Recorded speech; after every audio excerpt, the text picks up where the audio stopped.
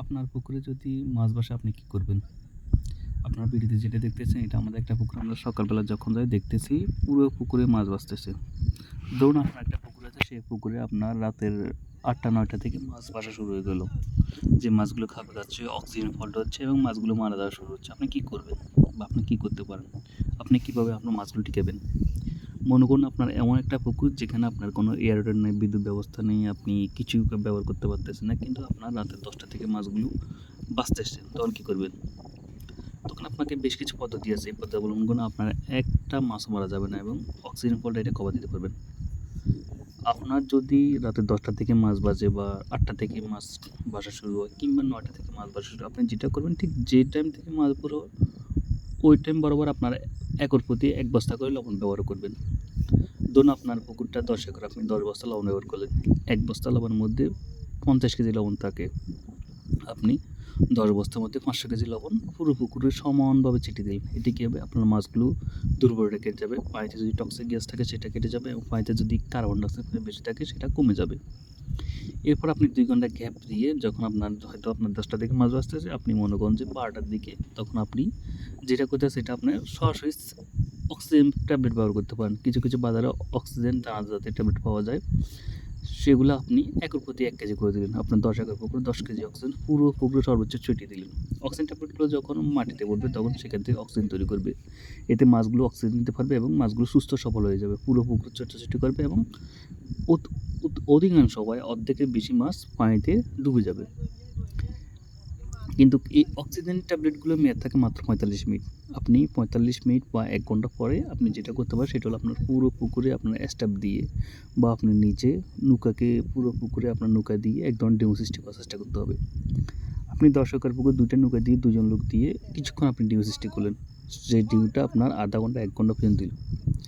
আপনি ধরুন আপনার ১০টার দিকে আপনি লবণ ছিটালেন, ১২টার দিকে আপনি অক্সিজেন ট্যাবলেট ব্যবহার করলেন এবং ২টার দিকে ১টা থেকে ২টা পর্যন্ত পুরো নৌকাকে নাড়িয়ে আপনি অক্সিজেন তৈরি। আপনার ২টার থেকে ৩টার দিকে এই টাইমের মধ্যে আপনি যেটা করতে হবে সেটা আপনার এনার্জি সাইন ব্যবহার করতে না, অথবা আপনার যে এসিআই কোম্পানি একটা লিকুইড আছে কিংবা আপনার আরও একটা কোম্পানি আছে এসকেপের একটা মেডিসিন আছে যে এগুলো মাছকে দুর্বলতা রোধ করার জন্য ব্যবহার করে, সেটা ব্যবহার করতে পারেন।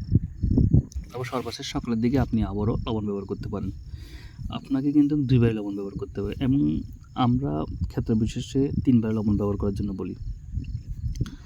আপনি যদি চাইলে ২ বার ব্যবহার করতে পারেন, কিন্তু লবণের বিকল্প কিছু নেই। লবণ এমন একটা জিনিস যেটা মাছকে খুব দ্রুত ফিট করবে, মাছকে সুস্থ করবে, মাছের আপনার পানিতে যদি টক্সিক গ্যাস থাকে সেটা দূর করবে, কার্বন ডাইঅক্সাইড দূর করবে এবং অক্সিজেন ফল্টের যে কারণ হয় সেটা অনেক সময় অক্সিজেন ফল্ট হচ্ছে আপনার যখন পুকুরে প্লান্টনগুলো ক্রাশ করে। এই প্লান্টন ক্রাশ করার যে বিষাক্ত গ্যাস হয় সেটা একমাত্র লবণে দূর করতে পারে, অন্য কোনো কিছুই পারে না।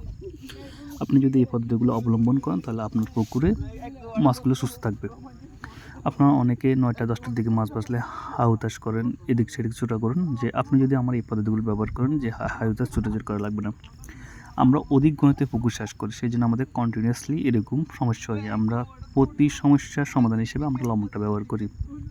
কিন্তু আপনাকে আমরা এখন যে পদ্ধতি ব্যবহার করছি, আপনি প্রথম লবণ করবেন, ১২টার দিকে আপনি অক্সিজেন ট্যাবলেট ব্যবহার করবেন, এর পরবর্তীতে আপনি নৌকা দিয়ে ঢেউ সৃষ্টি করে কিছু অক্সিজেন তৈরি করবেন। তারপর আপনার যে কোনো একটা কোম্পানি যেটা মাছকে সুস্থ দুর্বলতা কেটে সেটার জন্য লিকুইড কিংবা এসকেপ বা অন্য কোনো কোম্পানি যেটা ব্যবহার সেটা ব্যবহার করবেন এবং সর্বশেষ যেটা আছে লবণ ব্যবহার করবেন।